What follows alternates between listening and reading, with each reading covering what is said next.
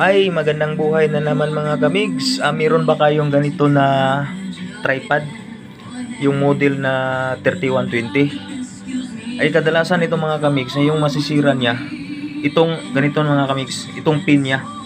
Madali lang mabalik ganito, kagaya nito. Yan. Ang ginawa ko mga kamigs, naghahanap ako ng plastic na kagaya nito. Kadalasan makikita ito mga kamigs sa payong. Matibay itong plastic mga kamigs. Susukatin mo lang kasi itong plastic na to ay kasing laki lang sa butas nito, kasing laki lang sa ganito, itong luma niya. Yan, susukatin lang tapos lalagariin. Yan ang mga kamigs. Naputol na natin. Ang ginawa ko mga kamigs, kasi ito yun, matalas to, ay ginamitan ko, hasain ko ito mga kamigs. Yan. At saka bago ko ito ipasok ay nilagyan ko ng pampadulas. Ang ginagamit ko mga kamigs, itong grasa. Yan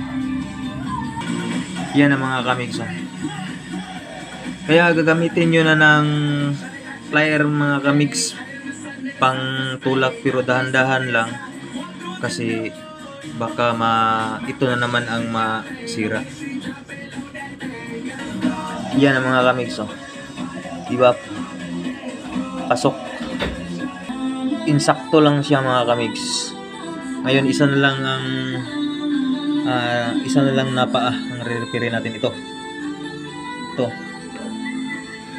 yan, sira din ito, kaya magsukat na naman tayo ulit. Meron na yung naputol mga kamigs. Ganito lang mga kamigs, ipihitin mo lang para mapasok. Yan, dandahan lang. Yan, dandahan lang mga kamigs. Okay, pasok. Okay mga kamigs, natapos na ang ating pagre-repair. Hindi na masasayang ang ganito na tripod mga kamigs. Yan, okay na siya mga kamigs. Pag okay na siya. Okay na siya. Yan, okay na. Okay mga kamigs, natapos na din ang ating pagre-repair. Yan, hindi masasayang, hindi na matapon. Yan mga kamigs. Kaya hanggang dito na lang mga kamigs. Ingat, God bless, mabuhay.